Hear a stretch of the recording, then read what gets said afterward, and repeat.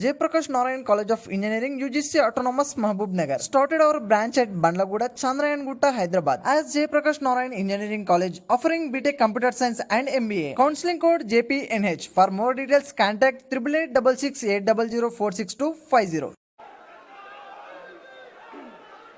केसी वेणुगोपाल जी, हरीश चौधरी जी, जीतू पटवारी जी, उमंग सिंघार जी, मध्य प्रदेश के सीनियर नेता, district block president, party के हमारे कार्यकर्ता, आप सबका यहां बहुत बहुत स्वागत, नमस्कार। आपका मूड कैसा है? ठीक है? तो आज मैं आपको दो तीन चीजें कहना चाहता हूं। सबसे पहले, विचारधारा की लड़ाई चल रही है। एक तरफ कांग्रेस पार्टी है, हमारा कॉन्स्टिट्यूशन है,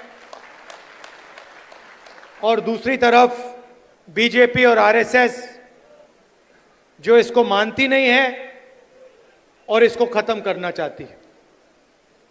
हिंदुस्तान की सारी संस्थाओं को, इंस्टीट्यूशंस को उन्होंने पकड़ लिया है। हर संस्था में उन्होंने अपने लोग डाले हैं और देश को आस्ते आस्ते देश का वो गला घोट रहे हैं। तो पहली लड़ाई संविधान की है। एक तरफ हम कांग्रेस पार्टी, हमारी विचारधारा, और दूसरी तरफ आरएसएस जो संविधान के खिलाफ खड़े हैं।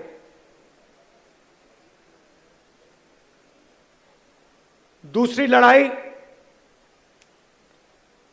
सामाजिक न्याय की। जीतू ने कहा, जाति जनगणना के बारे में बोला।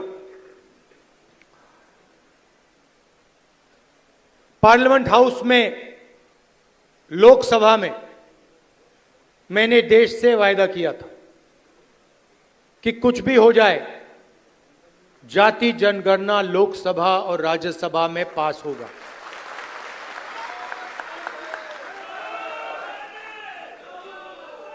ये बीजेपी आरएसएस वालों को अब मैं अच्छी तरह जानता हूं। इन पर थोड़ा सा दबाव डालो, थोड़ा सा धक्का मारो, डर के भाग जाते हैं ये लोग। जैसे उधर से ट्रंप ने एक इशारा किया, फोन उठाया, कहा मोदी जी क्या कर रहे हो?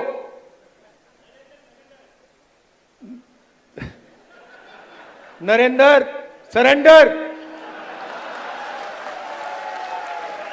और जी हजूर करके नरेंद्र मोदी जी ने ट्रंप के इशारे का पालन किया। आपको एक समय याद होगा जब फोन कॉल नहीं आया था, 7th फ्लीट आई थी, 71 की लड़ाई में 7th फ्लीट आई थी, हथियार आए थे, एयरक्राफ्ट कैरियर आया था। इंदिरा गांधी जी ने कहा, मुझे कुछ जो करना है मैं करूंगी।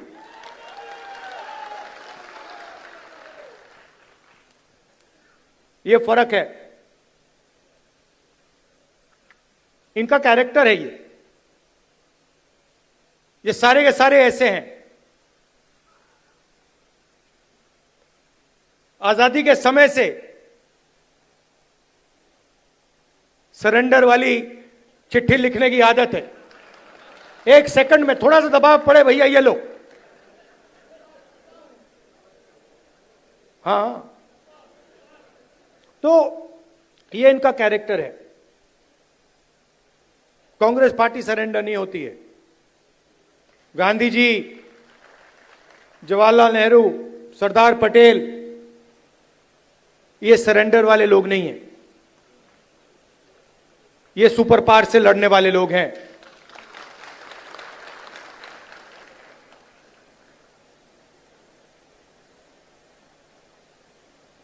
तो जाति जनगणना की बात मैंने कहा, देखिए आपको जो करना है करो, हम सामाजिक न्याय की लड़ाई लड़ेंगे और जाति जनगणना को हम लोकसभा में पास करेंगे।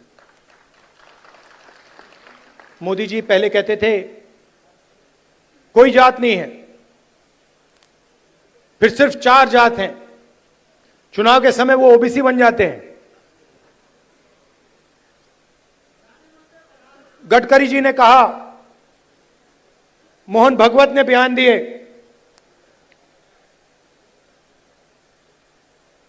थोड़ा सा दबाव पड़ा, एकदम सरेंडर हो गए। मगर मैं इनको जानता हूं,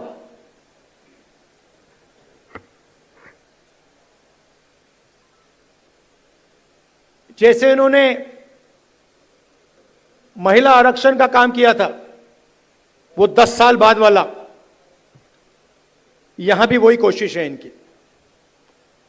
ये करना नहीं चाहते हैं, ये दबाव में आकर बोल गए हैं, मगर ये करना नहीं चाहते हैं, क्योंकि ये इस देश में न्याय नहीं चाहते हैं। ये अंबानी अदानी वाला देश चाहते हैं, अरबपतियों वाला देश चाहते हैं, सामाजिक न्याय वाला देश नहीं चाहते हैं। मैं आपको तेलंगाना की बात करना चाहता हूं। 2 मॉडल हैं जाति जनगणना के, एक तेलंगाना का मॉडल और दूसरा बीजेपी का बिहार का मॉडल, और जो उनकी सोच का मॉडल है। तेलंगाना में जाति जनगणना कैसे हुआ मैं आपको बताना चाहता हूं। बिहार में बंद कमरे में सवाल चुने गए, ब्यूरोक्रेट्स ने सवाल चुने, बिना किसी से पूछे, बिना जनता से बातचीत किए, बिना दलितों से पूछे, बिना पिछड़ों से पूछे, बिना अति पिछड़ों से पूछे, बिना जनरल कास्ट से पूछे, बिना माइनॉरिटी से पूछे, बंद कमरे में 3-4 सवाल लिखे, जाति जनगणना कर दिया। तेलंगाना में हमने लाखों लोगों से सवाल पूछा, दलितों के संगठनों से, आदिवासी के संगठनों से, उनके नेताओं से, और हमने उनसे पूछा कि देखिए हम जाति जनगणना करने जा रहे हैं, सर्वे करने जा रहे हैं, आप इस सर्वे में कौन से सवाल चाहते हो। 3.5 लाख लोगों ने हमारी प्रोसेस में एक साथ मिलकर सवाल निकाले, और उसके बाद बिहार में सेल्फ रिपोर्टिंग था। अगर आप बोलना चाहते हो तो बोलो, नहीं बोलना चाहते हो तो नहीं बोलो। तेलंगाना में हर व्यक्ति, हर परिवार के घर में सरकार के ऑफिसर्स गए और उन्होंने उनसे सवाल पूछे। नतीजा मैं आपको बताना चाहता हूं। जाति जनगणना में क्या पता लगा। तेलंगाना का जो कॉर्पोरेट स्ट्रक्चर है, प्राइवेट सेक्टर है, आप हैरान हो जाओगे। तेलंगाना का जो प्राइवेट स्ट्रक्चर है, प्राइवेट सेक्टर है, सीईओज, सीनियर मैनेजमेंट, कंपनी के मालिक, इन सब की लिस्ट में आपको एक दलित, एक आदिवासी, एक पिछड़ा वर्ग का व्यक्ति नहीं मिलेगा। यह सच्चाई है। तेलंगाना में जो भी कॉन्ट्रैक्ट सरकार देती है, सारे के सारे कॉन्ट्रैक्ट्स 5% लोगों को मिलते हैं। उसमें ना कोई दलित है, ना कोई आदिवासी है, ना कोई पिछड़े वर्ग का व्यक्ति है। यह सच्चाई है। हम कहते हैं हम सुपर पावर बनना चाहते हैं। दलितों की आबादी 15%, पिछड़ों की आबादी कम से कम 55%, आदिवासियों की आबादी 9%, माइनॉरिटीज 15%। सब जोड़ लो 90% बनता है। इनकी भागीदारी नहीं है। और वही चुने हुए अमीर लोगों को सारा का सारा दिया जाता है। उसी लिस्ट में कॉर्पोरेट सेक्टर की लिस्ट निकालो, बड़े बड़े ब्यूरोक्रेट्स की लिस्ट निकालो, उसमें आपको गरीब जनरल कास्ट का भी कोई नहीं मिलेगा। यह सच्चाई है। मजदूरों की लिस्ट निकालो, उबर ड्राइवर्स की लिस्ट निकालो, जो खाना डिलीवर करते हैं उनकी लिस्ट निकालो, और उसमें आपको पिछड़ा वर्ग, दलित, आदिवासी सब मिलेंगे। दो हिंदुस्तान बन रहे हैं, एक 90% का और दूसरा चुने हुए लोगों का 5-7% का। बड़ी बड़ी बातें होती हैं सुपर पावर बनेंगे, ऐसे कोई सुपर पावर नहीं बनता है। जब तक हम हर हिंदुस्तानी की शक्ति का नहीं प्रयोग करेंगे तो ये देश सुपर पावर छोड़ो आगे नहीं जा सकता है। यह सच्चाई है। जो भी सपने देखने देख लो, कभी नहीं हो सकता। हिंदुस्तान जब ही आगे बढ़ता है जब इस देश की पूरी शक्ति का प्रयोग होता है, जब सब लोगों को लगता है कि हमारी भी भागीदारी है, हमारा भी भविष्य है, हम भी आगे जा सकते हैं। आप मीडिया देखो, पूरी लिस्ट निकाली मैंने, मालिकों की लिस्ट, रिपोर्टर्स की लिस्ट, एंकर्स की लिस्ट। मुझे दलित एंकर का नाम बता दो, मुझे पिछड़े वर्ग के एंकर का नाम बता दो, मुझे आदिवासी एंकर का नाम बता दो, नेशनल मीडिया में बता दो कौन है, मुझे बता दो। जुडिशियल सिस्टम में जाओ, वहां आपको 90% नहीं मिलेंगे। मीडिया में आपको अंबानी जी की शादी दिख जाएगी, डांस गाना दिखेगा, मगर किसान भूखा मर जाए, मजदूर मर जाए, कभी नहीं दिखाई देगा। और पूरा का पूरा धन 2-3 लोगों के हाथ में जा रहा है। डिफेंस की इंडस्ट्री देखो, वहां आपको अदानी दिखेगा। छत्तीसगढ़ में माइनिंग देखो, वहां आपको अदानी मिलेगा। अदानी की सड़कों पे चलो, इंफ्रास्ट्रक्चर भी उसका, सीमेंट भी उसका, और कोई है ही नहीं। मतलब इन 2-3 लोगों को छोड़कर ऐसा लगता है कि इस देश में कोई बिजनेस वाला रहा ही नहीं। उधर अमेरिका में केस लगा हुआ है अदानी के खिलाफ, मगर हिंदुस्तान में जो भी ये करना चाहता है कर सकता है। क्यों? नरेंद्र मोदी का दोस्त है।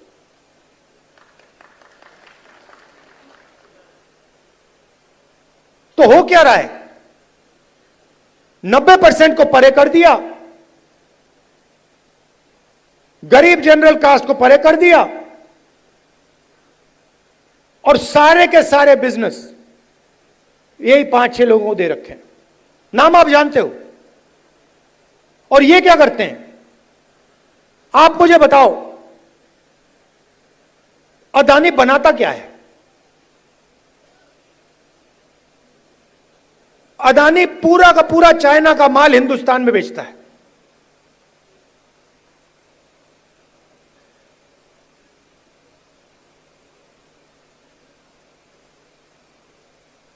तो अदानी पैसे बनाता है, अंबानी पैसे बनाता है, और चाइना अपना माल हिंदुस्तान में बेचता है। यह फोन जो है, यह अदानी अंबानी जैसे लोग बेचते हैं हिंदुस्तान में। मगर इस फोन से चाइना के युवा को रोजगार मिलता है, हिंदुस्तान के युवा को रोजगार नहीं मिलता है। वो सब कुछ बनाते हैं, शर्ट पैंट,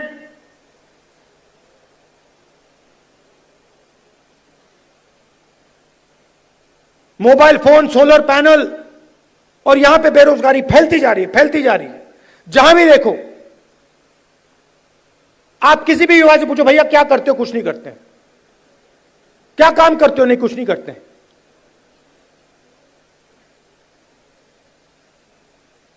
यह हिंदुस्तान की सच्चाई है और इससे छुपा नहीं जा सकता, चाहे मीडिया कुछ भी कहे।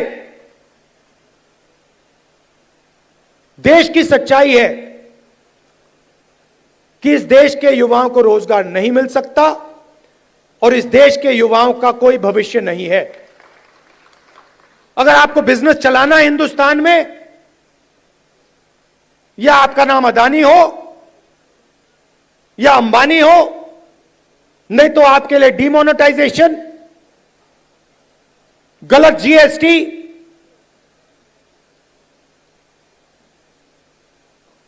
या फिर आप उनके लिए जाके काम करो।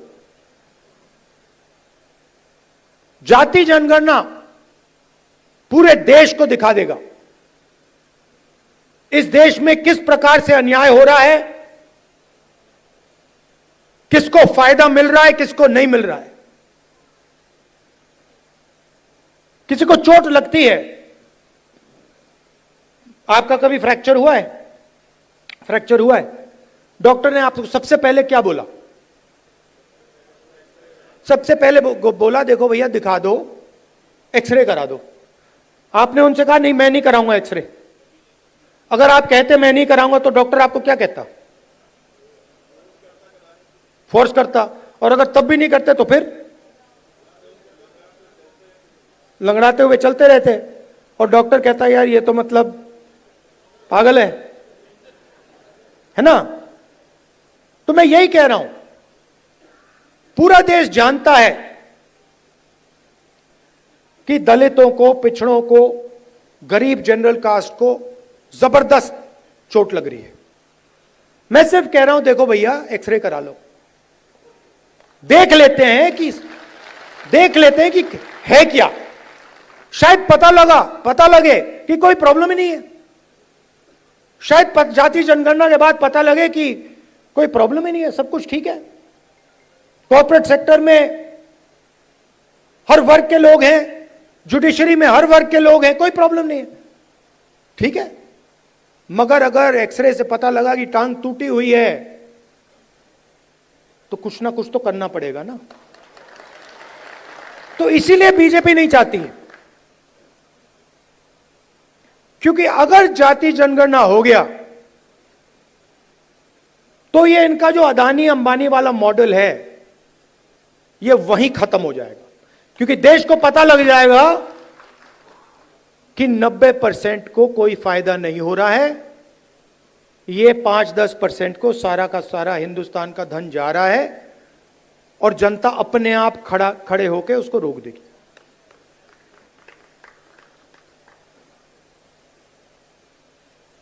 यह लड़ाई चल रही है। और तेलंगाना मॉडल जो है वो जाति जनगणना करने का सही मॉडल है। तो हम जो चाहते हैं, जो जाति जनगणना होगा, चाहे मोदी करे या कांग्रेस पार्टी करे, वो तेलंगाना मॉडल वाला जाति जनगणना होगा। थोड़ी सी मध्य प्रदेश की बात करता हूं। देखिए यहां पे इस स्टेट में कांग्रेस की जो विचारधारा है, कांग्रेस के जो कार्यकर्ता हैं,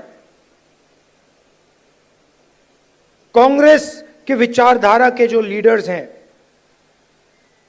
उनकी कोई कमी नहीं है। यह भरा पड़ा हुआ है।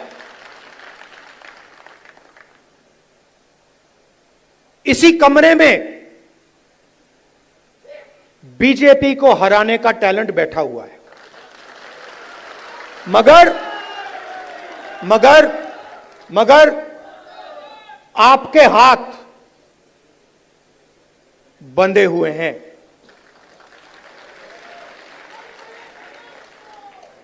बंधे क्यों हैं? क्योंकि आपकी आवाज कांग्रेस पार्टी के संगठन में ठीक से नहीं सुनाई देती है।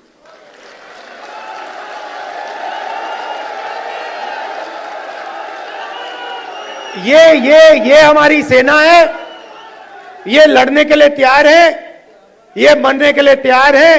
बीच में 2-3 लोग उल्टे सीधे बयान देते रहते हैं।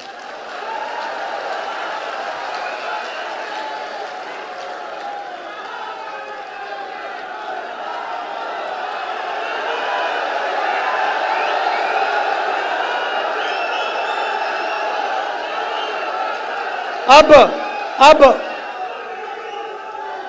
कोई ऐसे लोग हैं जो फ्रस्ट्रेशन में दे देते हैं, कोई ऐसे लोग हैं जो थोड़ा बीजेपी का भी काम कर लेते हैं, और हमें कहीं ना कहीं से तो शुरुआत करनी होगी। तो वर्किंग कमेटी ने निर्णय लिया है कि शुरुआत डिस्ट्रिक्ट और डिस्ट्रिक्ट प्रेसिडेंट के पोस्ट से होगी, और वहां से उस शुरुआत से हम पार्टी को मध्य प्रदेश में, गुजरात में, बाकी प्रदेशों में खड़ा करेंगे। अब यहां पे डिस्ट्रिक्ट प्रेसिडेंट आए हैं, और आप में से ऐसे लोग होंगे जो पूरी शक्ति के साथ, दिल के साथ कांग्रेस पार्टी के लिए काम करते हैं, और ऐसे भी लोग होंगे जो थोड़ा थक गए हैं या जिनका मूड ठीक नहीं है, जो ज्यादा टेंशन लिए हैं। अब रेस के घोड़े और बारात के घोड़े को अलग तो करना ही पड़ेगा, और पहले मैं कहता था 2 टाइप के हैं। एक रेस का घोड़ा है, कांग्रेस पार्टी कभी कभी रेस के घोड़े को बारात में भेज देती है,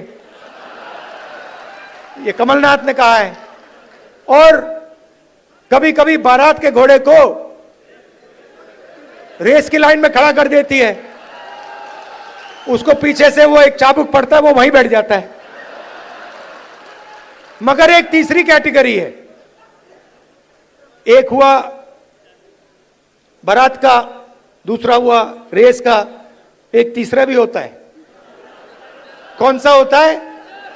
लंगड़ा घोड़ा।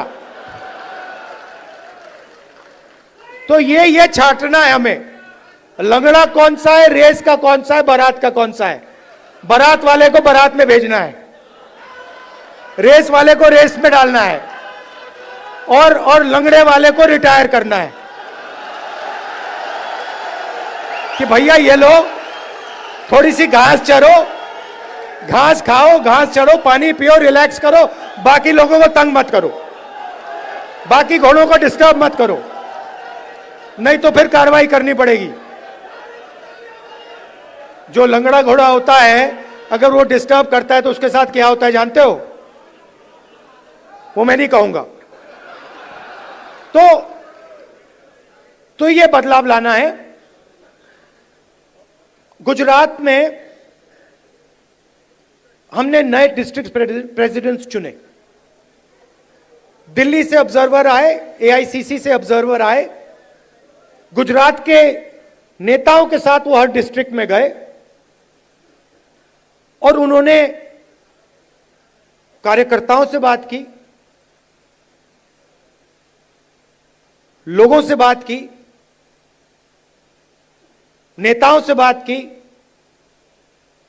जिनको कांग्रेस पार्टी में सीनियर लीडर कहा जाता है, उनसे भी बात की, और नाम चुनकर उन्होंने दिल्ली भेजे। मैं 2 लिस्ट देख रहा था, पुराने डिस्ट्रिक्ट प्रेसिडेंट्स, और मैं ये नहीं कह रहा हूं कि उसमें अच्छे लोग नहीं थे, और उनको फिर से डिस्ट्रिक्ट प्रेसिडेंट बनाया जा सकता है। तो हम किसी को कैंसिल नहीं कर रहे हैं। अगर आप अच्छा काम कर रहे हो, जो यहां डिस्ट्रिक्ट प्रेसिडेंट बैठे हैं, अगर आप अच्छा काम कर रहे हो, आपको कोई घबराने की जरूरत नहीं। मैंने वो 2 लिस्ट देखी, जमीन आसमान का फर्क है। एक लिस्ट कहना नहीं चाहिए, मगर सीनियर नेता के असिस्टेंट,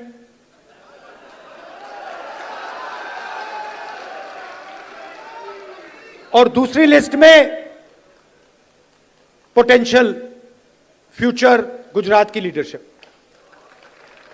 वही हम मध्य प्रदेश में करना चाहते हैं।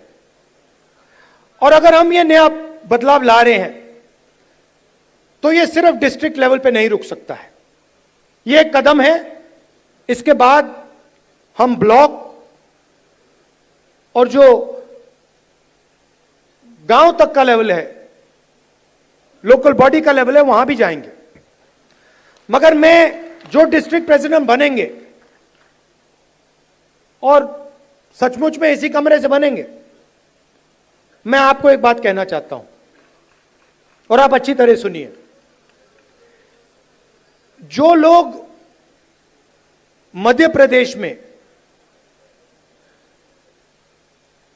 कांग्रेस पार्टी के डिस्ट्रिक्ट प्रेसिडेंट्स बनेंगे, वो ही इस पार्टी को मध्य प्रदेश में भविष्य में चलाएंगे। कैसे? जो नया डिस्ट्रिक्ट प्रेसिडेंट बनेगा, वो पुराना डिस्ट्रिक्ट प्रेसिडेंट जैसा नहीं होगा। फर्क क्या होगा, मैं आपको सिंपल तरीके से बता दूंगा। नए डिस्ट्रिक्ट प्रेसिडेंट को हम ऑब्जेक्टिव तरीके से नापेंगे। वोट बढ़ रहे हैं, हां या ना? लोकल बॉडी के चुनाव में, एमएलए के चुनाव में, एमपी के चुनाव में वोट बढ़े या घटे, हां या ना? दूसरा, डिस्ट्रिक्ट में जब कांग्रेस पार्टी की विचारधारा पर आक्रमण होता है, किसी दलित को, आदिवासी को, पिछड़े वर्ग को, गरीब जनरल कास्ट को, महिला को मारा जाता है, पीटा जाता है, दबाया जाता है, माइनॉरिटी को मारा जाता है, पीटा जाता है, दबाया जाता है, कांग्रेस पार्टी क्या वहां खड़ी मिली या नहीं मिली? और तीसरा, न्यू जनरेशन लीडरशिप, चाहे वो पार्टी के अंदर हो या पार्टी के बाहर, क्या उन लोगों को डिस्ट्रिक्ट में बढ़ावा दिया जा रहा है? क्या डिस्ट्रिक्ट प्रेसिडेंट और वर्कर के बीच में अच्छा संबंध है? क्या डिस्ट्रिक्ट प्रेसिडेंट सबको एक साथ लेकर आगे चल रहा है या अपनी ही राजनीति कर रहा है? ये उसकी जिम्मेदारियां हैं। मगर जिम्मेदारी बिना पावर नहीं दी जा सकती है। मैंने आपको जिम्मेदारी दे दी, मैंने आपको माइक दे दिया, और ये जो कांग्रेस पार्टी में हम करते रहते हैं, इसका कोई मतलब नहीं। तो अगर हम आपको माइक दे रहे हैं, तो उसमें कम से कम 440 का करंट होना चाहिए। और 440 का करंट हम कैसे देंगे? जो हमारा डिस्ट्रिक्ट प्रेसिडेंट होगा, उसकी आवाज लोकल बॉडी के कैंडिडेट्स को चुनने में, एमएलए के कैंडिडेट्स को चुनने में, और लोकसभा के कैंडिडेट्स को चुनने में सुनाई देगी। अगर कोई सोचता है कि वो डिस्ट्रिक्ट प्रेसिडेंट को अलग कर दे और वो कांग्रेस पार्टी में आगे बढ़ेगा, तो वो आज के बाद गलतफहमी में है। तो हम 55 लीडर चाहते हैं मध्य प्रदेश के लिए। मध्य प्रदेश के भविष्य के लिए हम 55 लीडर को चुनना चाहते हैं। ये हमारे ऑब्जर्वर्स का काम है। और उसके बाद जैसे मैंने कहा, ब्लॉक का काम शुरू होगा, पंचायत लेवल का काम होगा, वार्ड लेवल का काम शुरू होगा, मगर यह एक बहुत गहरा कदम लिया जा रहा है। मैं जानता हूं कि आप लोग कांग्रेस पार्टी को आगे बढ़ाना चाहते हो, और मैं जानता हूं कि आपको कितना फ्रस्ट्रेट किया जाता है। मैं यहां आपको यह बताने आया हूं कि मैं आपके साथ खड़ा हूं, और जो भी कांग्रेस पार्टी की विचारधारा की रक्षा करेगा, जो भी कांग्रेस पार्टी को मध्य प्रदेश में बढ़ाने की कोशिश करेगा, उसके साथ मैं खड़ा मिलूंगा।